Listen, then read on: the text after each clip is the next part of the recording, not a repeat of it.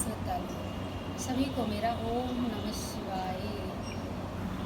साथ साथ सभी को जय श्री राम। आज आप लोगों को बता थे कि आज से पावन महीना श्रावण सोमवार की आप सभी को हमारे तरफ से हार्दिक हार्दिक शुभकामनाएं।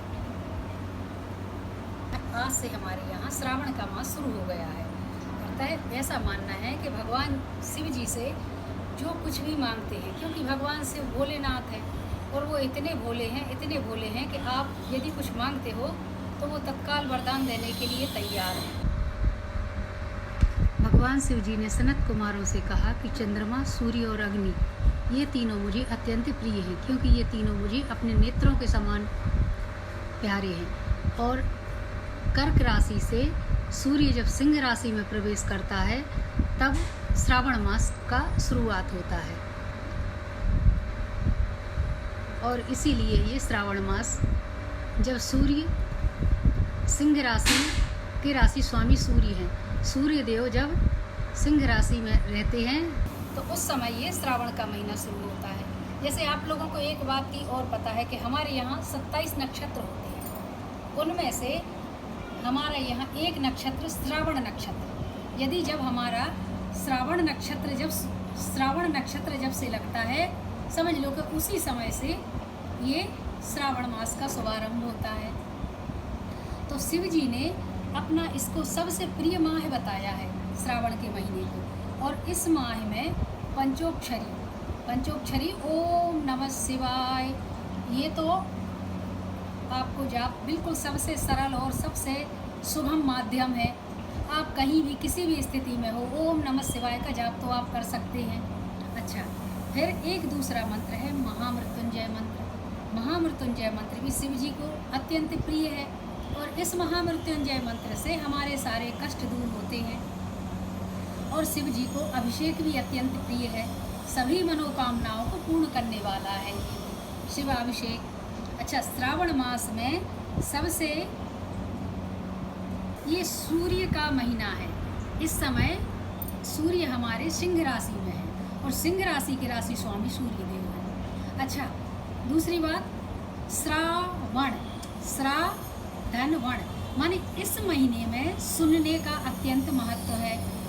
आप शिव कथा सुने, शिव महिमन स्रोत का पाठ सुने, या भगवान श्री शिव जी के जो हृदय रूप मनमानस रूपी हृदय में हमेशा विराजमान रहते हैं प्रभु श्री राम, आप उनका भी रामचरितमानस के पाठ का भी श्रवण कर सकते हैं।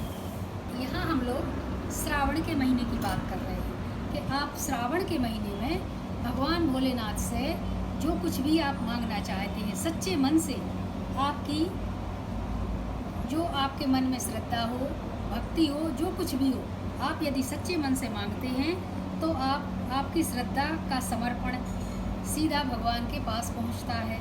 अगर आप बहुत व्यस्त हैं, हम आपसे ये नहीं कह रहे कि आप पूरे समय भगवान का भजन करो, लेकिन एक घड़ी आदि में एक घड़ी में से भी आप कुछ पल माने आप एक घड़ी निकाल लो भगवान शिव के लिए। कम से कम एक लोटा जल सुबह सुबह ओम नमः शिवाय कह के उनको एक लोटा जल आप भोलेनाथ को समर्पित कर ही सकते हैं, क्योंकि भोलेनाथ को किसी आडंबर की ज़रूरत नहीं है, वो तो साक्षात अवघड़दानी है। आप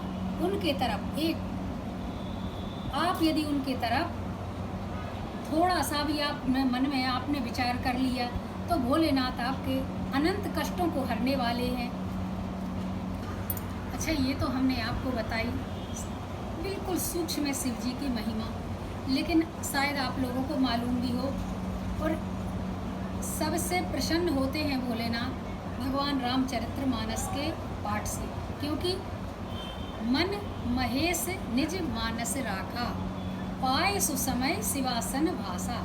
भगवान भोलेनाथ ने इसको अपने अंतःकरण में ऐसे छिपा लिया था कि जिस तरह सर्प अपने मणि को छिपा लेते हैं, क्योंकि राम नाम मणि के समान है।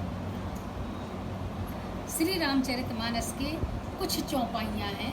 वैसे हम बहुत ज्ञानी नहीं हैं, कुछ भी नहीं हैं, लेकिन हम ये चाहते हैं कि ये रामचरितमानस का पाठ घर घर में इसका प्रसारण हो, इसलिए रामचरितमानस का श्रावण के मास में अत्यधिक महत्व है। यदि 30 मास पारायण हैं, यदि आप एक दिन में 1 मास पारायण का पाठ करते हैं तब तो अति उत्तम है। और यदि नहीं भी कर पाते तो यदि आप एक दोहा भी करते हैं, क्योंकि रामचरितमानस की एक एक चौपाई भी महामंत्र है। श्री रामचरितमानस की कुछ थोड़ी बहुत चौपाइयों का हम आप लोगों के समक्ष पाठ करने जा रहे हैं। यदि मान लो उनमें कुछ गलतियां हो तो आप उनको अपने हृदय से हमको क्षमा कर देना, क्योंकि प्रार्थना या समर्पण का भाव कह लीजिए, या मुझे ज़्यादा ज्ञान भी नहीं है, या आप लोग सोचते होंगे कि मेरी वाणी अच्छी है। मेरी वाणी भी अच्छी नहीं है, और ना तो मुझ में कुछ माधुर्य गुण है, और ना ही मुझे इस बात का कोई अनुभव है, ना मुझ में कोई भक्ति की वो भी है। पर मुझे एक बात का जरूर वो है, साफ साफ मैं इस बात को स्वीकार करती हूँ कि मुझे प्रभु श्री राम पे और भोलेनाथ पे पूरा भरोसा है। यदि मैं भरोसे के साथ एक राम नाम का भी एक अक्षर, यदि हम राम नाम से एक शब्द का भी हम उच्चारण करते हैं तो उसमें भी हमारे सारे पाप धुल जाते हैं। संत कहते हैं कि यदि किसी भले का संत करो तो सब कुछ अच्छा ही होता है। जैसे एक रामचरितमानस की बिल्कुल शुरुआत है। हमारे देवों के देव गणाध्यक्ष श्री गजानन भगवान को हमारा कोटि कोटि नमन। बोलो गजानन भगवान की जय। भगवान विष्णु को हमारा कोटि कोटि नमन है। यदि हम किसी काम की शुरुआत करते हैं तो हमारे लिए सबसे पहले भगवान गजानन की वंदना, भगवान विष्णु की वंदना, और हमारे जो ज्ञान को हरने वाले गुरुदेव हैं, हमको गुरुदेव की वंदना से, और पवन पुत्र हनुमान जी की वंदना। ये वंदनाओं के बिना जब तक यदि हम किसी अच्छे काम की शुरुआत करते हैं तो सबसे पहले हमारे लिए सभी की वंदना करना चाहिए। रामचरितमानस सबसे पवित्र ग्रंथ है, और रामचरितमानस में ऐसा कौन सा कष्ट है दुनिया में जो इसके अंदर नहीं आया है। रामचरितमानस से आपके सारे जीवन के दुख दर्द दूर हो जाते हैं। जैसे आप किसी अच्छे पेड़ की छाया में जाते हैं तो आपको वहाँ शीतलता प्रदान होती है, उसी तरह ये हमारा रामचरितमानस है। क्योंकि रामायण सुरतरु की छाया, दुख भय दूर निकट जो आया। रामायण के पास आने से हमारे सारे दुख दर्द दूर हो जाते हैं, क्योंकि आजकल के युग को राममय बनाया जाए ताकि हमारे समाज में सुधार लाया जाए। और आज और हम सभी लोग जानते हैं कि भगवान राम पहले भी, लाखों वर्ष पहले भी थे हमारे यहाँ, और आज भी हैं। पर क्या हो गया है कि अब हम इतनी हमारी व्यस्त जिंदगी हो गई है कि हम भगवान, इस पवित्र ग्रंथ को हमने ऐसा छुपा रखा है कि उसकी हमको कभी याद भी नहीं आती। इसलिए मैं आप लोगों से करबद्ध निवेदन करके प्रार्थना करती हूँ कि इस पवित्र श्रावण के मास में आप लोग भी रामचरितमानस का कभी समय निकाल के थोड़ा सा पाठ भी करिए, और अगला जो वीडियो शुरू होगा उसमें हम अपने टूटे फूटे शब्दों में कुछ रामचरितमानस की चौपाइयों का पाठ करेंगे, क्योंकि रामायण हम सभी को एक दूसरे से जोड़ना सिखाती है, कभी रामायण हमको तोड़ना नहीं सिखाती। रामायण के जो पात्र हैं वो ऐसा लगता है कि मान लो हमारे जीवन से बिल्कुल जुड़ाव है। रामचरितमानस एक मानसरोवर है, और ये समझ लो कि जो श्री रामचरितमानस में डुबकी लगाता है वह तर जाता है। और यह ऐसी गंगा है, यदि आपको गंगा में स्नान करना है तो उसके लिए आपको हरिद्वार और गंगा जी जाना पड़ेगा। लेकिन मानस रूपी गंगा है कि वह हर घर में उसका प्रवाह हो सकता है। वह गरीब के घर में जा सकती है और अमीर के घर में भी जा सकती है, क्योंकि रामचरितमानस गोस्वामी तुलसीदास जी ने इतने सरल शब्दों में लिखा है कि इनको कोई बालक भी आराम से पढ़ सकता है। और राम जो हैं भोले बाबा के इष्ट देव हैं और वो सदा भोले बाबा के हृदय में निवास करते हैं।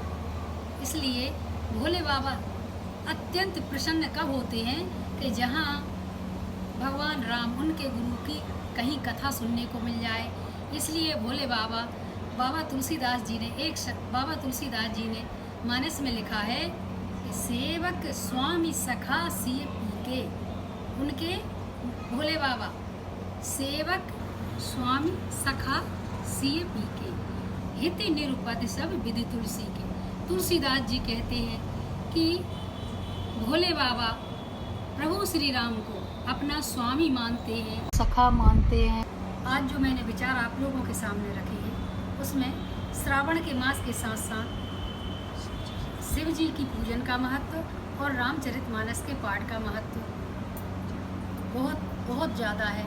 इसलिए यदि आप लोगों को मेरे विचार थोड़े से भी अच्छे लगे हों तो मैं आपकी दिल से आभारी हूँ, और उसमें जो कुछ त्रुटियाँ हों तो मैं आपसे क्षमा प्रार्थी हूँ। हर हर महादेव, जय श्री राम।